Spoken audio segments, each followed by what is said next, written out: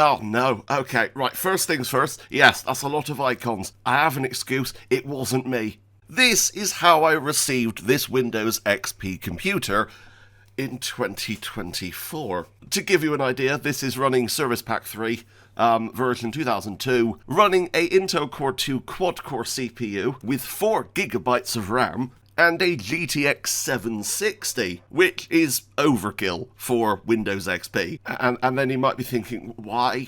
Why have you done this? Well, because it plays literally anything I throw at it. This thing's kind of insane. So you probably have been looking through this list of icons thinking, oh, I remember that game. Honestly, I swear, they keep adding new ones when I turn the computer off. I don't know what's happening, but I keep noticing new things. There are over 200 games installed on this PC. I spent £150, and I think that is the bargain of the century.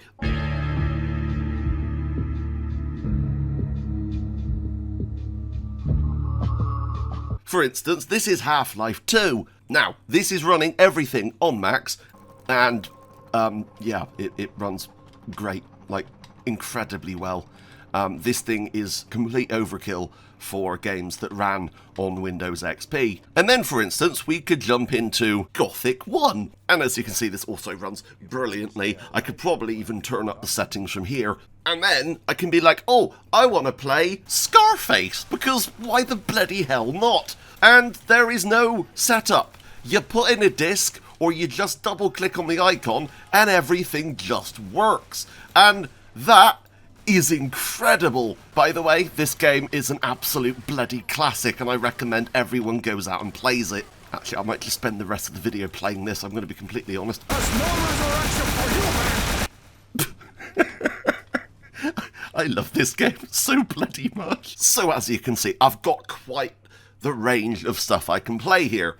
And that's where you come in. I asked you recently what games you wanted to see on this computer. Now, surprisingly, one of the biggest ones you guys asked for was a game called Nox. And while the game is on here, I did test it, and there's an incredibly bad screen flicker. I know some of you have asked me to play Risen, and I wanted to do that, but on my actual PC, because that game now has full controller support. They've updated it because they recently put it on consoles. But there are so many little hidden gems I've not played before. For instance, here is Starship Troopers. Yes, the actual Starship Troopers game and not Helldivers 2. I played about 3 missions last night. It's okay. As you can see, it looks alright. It looks okay. The gunplay is alright. The guns don't feel amazing, but there is an actual Starship Troopers game that I didn't know existed. And of course you've got this famous scene where you're absolutely annihilating them as they're coming over. I mean, they break into little bits, it does look quite nice, and yeah, it plays okay. I would say this is about a 6 or 7 out of 10, nothing crazy. And we also have another game here, Dune 2000. This one was asked for a lot as well. Now personally, I have never seen Dune, I've never read Dune, I know nothing about Dune. So I've never actually played this. But I'm assuming it's an RTS. Who are the good guys? I guess these ones? Or these ones? But then, yeah, I was right. It's definitely an RTS. So here's a little infantry guy, and we can be like, hey, infantry guy, go over here. And they'll do that. Do I know any of the controls? No. I don't play a lot of RTSs, apart from Halo Wars. I bloody loved Halo Wars. Talking about Halo Wars, that's not on here. No, I wish it was. You're probably expecting me to have gameplay of Halo Wars right now. No, it's not on here. I'm going to put it on here. And that's the really cool thing about having a PC with a DVD drive. I'm able to install whatever the bloody hell I want. Another really cool thing is the fact that Good Old Games, all of the games you buy are DRM free, right? So I ended up going onto my main PC where I've bought Star Trek Armada 2, and I literally copy and pasted it onto a USB stick into this computer, and now I have Star Trek Armada 2 on my Windows XP computer. That is really bloody cool.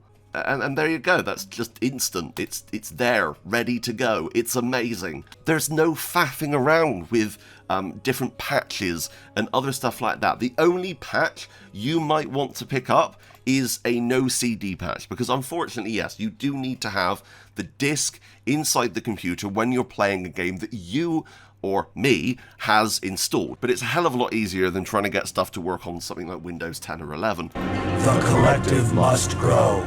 I'm realizing I'm playing as the Borg, and I have no idea how to play as the Borg. So we're going to quit this, and then we're going to finish up this video. But yeah, it's incredible, and I love this thing. There is possibly a couple of games here that are going to turn into videos. No hints or anything. No hints at all.